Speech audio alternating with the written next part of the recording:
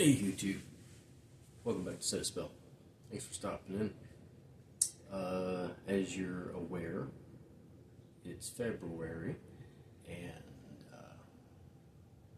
it's time to think about gardens. It's time to think about turning this seeds into this. You may say, Set a Spell, I have a lot of canned goods. Well, it's not going to last forever. So let's think ahead, let's prepare, and put together a plan for our gardens come spring and get ahead of the game. So let's turn seeds into vegetables. In this case, got green beans. Let's get into it. Stand by.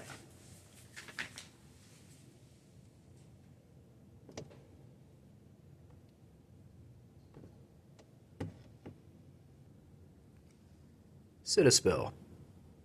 I have a lot of canned goods. What do I do when I run out?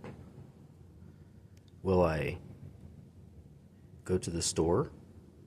Not if the system has collapsed. Not if everybody else has purchased theirs prior to you and they run the shelves dry. So let's think ahead. Plan now. In other words, be prepared, not scared. This won't last forever. And this is where seeds come into play. Gardening. I stopped recently at the Dollar General and bought some seed packets, 2 for $1.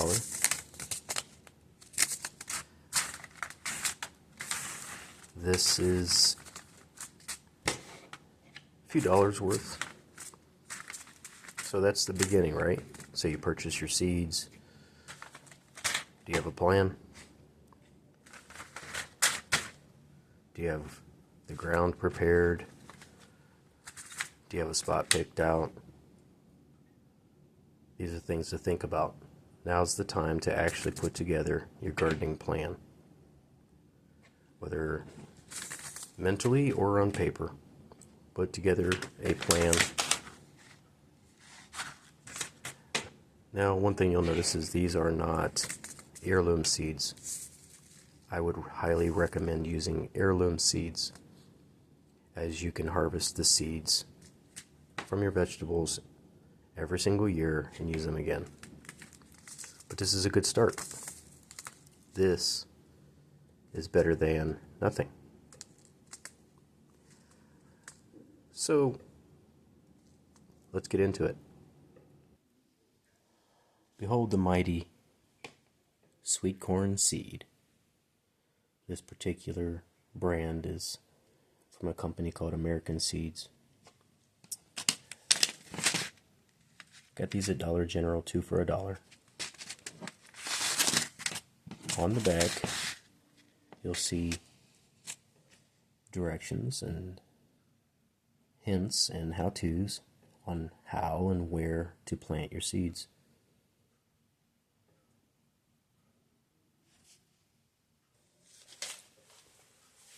Alrighty, so seeds, gardening.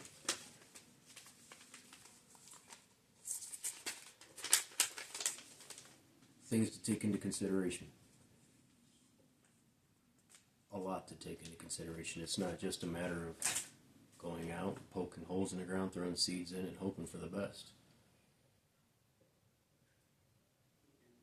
A lot is dependent upon the success of your garden. For example, where do you live? Do you live in the northern hemisphere, the southern hemisphere? What time of year it is? Are these plants or seeds, are they suitable for your climate? And of course, location and ground soil. If you have a lot of, say, clay content, you're going to have to maybe maybe do some changes to the actual soil. It doesn't hurt to compost. Composting is your friend.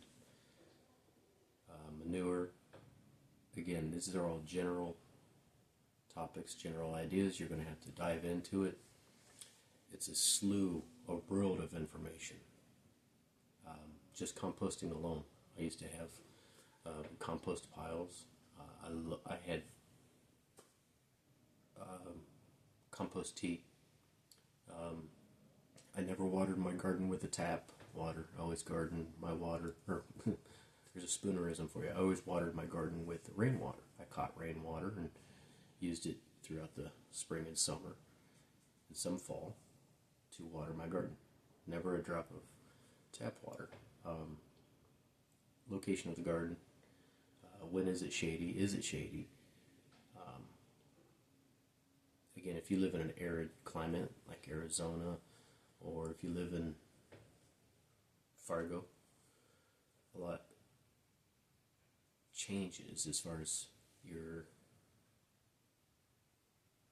climate. A lot changes. It affects your plants.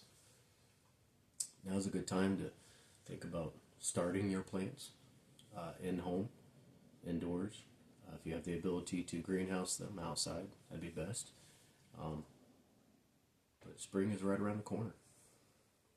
But a lot of preppers, they have their 25-year shelf life 4 Patriot Supply, or one of them vacuum sealed, frozen or dry, flash frozen long-term food supply, and that's great, but it's for emergency use. Just like your stockpile of canned goods, it's not going to last forever. You have to have a backup. Your number one source of food production should be your garden. That leads you to canning and preserving and dehydrating.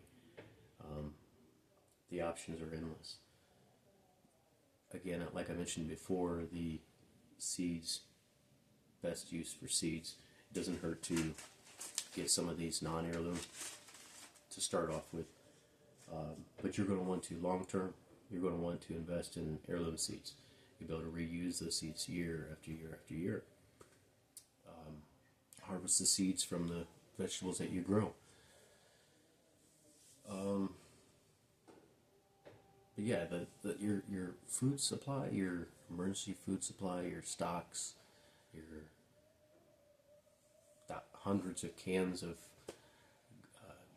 canned goods and stuff like that, that should be a backup. But your main source of food should be your garden. Of course, if it is an SHTF or society breakdown, you're going to have time on your hands. This is a team effort. This is not a lone wolf effort. This is all hands on deck, family, close friends, your mutual assistance group, or if you have a large family, your family. You're going to want to take turns weeding and preparing and babying your garden. It is your food. You have to act like those hundreds of cans of stockpile of canned goods, or your 25-year shelf life vacuum sealed Patriot Supply, or that just name keeps coming to mind because they're advertising all the time, but one of those long-term survival food companies, that is plan B. That's, hey, the garden didn't do well, it wasn't bountiful, plentiful. That's your plan B. The garden kind of craps out, tornado comes through, rips your garden apart, flooding, drought. You're going to want to then utilize your canned goods. It's something that our forefathers went through in the past. They would pray for rain. They'd pray the rain would stop. They would have good times and bad times, bountiful gardens and lean gardens. But you do want to start thinking about long term. I'm not talking the 25-year shelf life food. I'm talking having your own garden, being sustainable. The stocks of food that you have, the canned goods and all of that, that is great and that is needed, 100%. But you're going to want to plant your own garden, learn about composting, learn how to keep certain critters, and whether it be the four-legged or two-legged critters, out of your garden, away from your food that goes into your mouth, your kids' mouths. So you're going to want to protect that garden, you're going to want to baby that garden, you're going to want to tend to that garden. It's time consuming, but very well worth it. But all that's for nothing if you can't preserve your garden. Simple ways of doing that are the old school mason jar, canning jars. Learn how to can and preserve food. Learn how to dehydrate the food. Learn how to maybe dig a root cellar. Sounds funny, but they did it for years. Our grandparents and their parents used root cellars and dehydrating, and they preserved their food, whether it was meat, whether it was vegetables. But now's the time to start thinking about gardening and especially looking at the price of groceries right now. I know there's no inflation going on. That's sarcasm.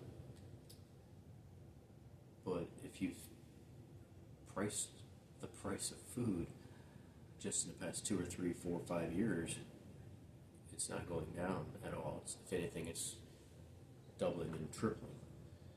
So, of course, continue to stock, prep your canned goods, and get that while you can. But look towards the future. Know that the possibility does exist for bare shelves, droughts, societal upheaval, shortages, supply issues. Go back to the old Victory Garden. So, thanks for watching. I hope this helps and kind of gets your mind rolling with thinking about the future, which is right around the corner. Spring is right around the corner. It's coming. If you look outside, we have snow on the ground where I live, and you wouldn't think spring right now, but it's coming. You always want to be one step ahead. So, thanks for watching, and go get them seeds. Again, just your regular seeds will suffice to get you started, and this is a family event. So if you have husband, wife, kids, boyfriend, girlfriend, whatever, everybody can get involved. Everybody can take turns tending to it. Everybody's going to be eating it, so everybody should help take care of it, take care of the plants. And now's a good time to start. Indoor starting your plants. If you've gone to any garden center and bought shoots of, say, beans or tomatoes or name any of the plants, any of the vegetables, it's expensive because it does require a lot of work and time and effort on the gardener's part. So they need to compensate for their time. So we're just going to cut out the middleman and grow our own. Again, just trying to put a bug in your ear, thought that maybe now's the time, since February, maybe now's the time to start thinking about gardening. And you don't need a whole lot of land to do it. You don't need 10s, 20s, hundreds of acres. You can have raised bed gardens. You can have, what do they call that now? landscaping garden. So basically, instead of having the roses and the tulips and the bushes and the nonsense decorating the outside of your home, you can take that space that you're going to be sweating over to plant flowers or shrubs, take that space and sweat over planting food. It won't look out of place. If you live in an HOA, may or may not, probably not, nobody will give you a hard time if there's some corn growing at the corner of your house. The same place that you would have your landscaping plan. So if you live out in the country, you don't have anything to worry about. But get that soil tested, maybe check it out, talk to your neighbors.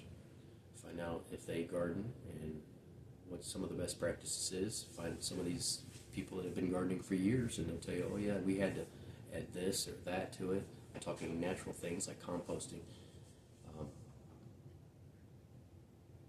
to get the soil to react properly. Again, thanks for watching. And just a real quick, let's start thinking about it. It's coming. Spring is coming. And let's start concentrating on Plan A so we can conserve our Plan B. Thanks for watching. Like, subscribe, hit the thumbs up, thumbs down, up to you. Comment, share some of your gardening advice and tips and tricks, and of course where you're from. That makes a big difference. Northern hemisphere, southern hemisphere, makes a big difference. Out west. Thanks for watching, and appreciate you sitting a spell. God bless.